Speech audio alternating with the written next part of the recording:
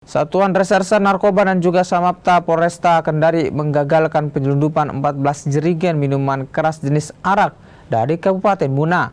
Miras ini dibawa menggunakan mobil angkutan umum rute Kendari Kota Raha, Kabupaten Muna. Penyelundupan minuman keras jenis arak di terminal penumpang angkutan darat di Kecamatan Baruga, Kendari digagalkan.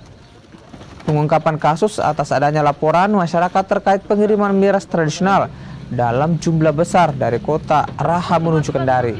Dari pemeriksaan kendaraan angkutan umum akhirnya ditemukan 14 jerigen miras ilegal. Selain menyita miras jenis arak, sopir angkutan juga jalani pemeriksaan di Polresta Kendari. Bahwa ada pengiriman miras dari Raha menuju Kendari.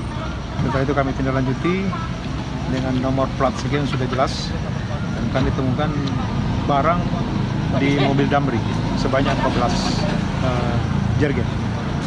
Itu dari mana itu, Bunda? Barang dari Raha, dari Lawa, informasi dari Lawa. Ini memang modusnya sudah lama begini, Bunda, melalui Damri. Informasi baru kami dapat, nanti kami tindak lanjuti apakah sudah sering dilakukan atau tidak seperti itu. Untuk saat ini sudah ada maksudnya tersangka kemudian yang membawanya. Sementara kita kembangkan, tersangkanya belum ada, namun yang pengirimnya sebagai penanggung jawab di mobil adalah kondektur.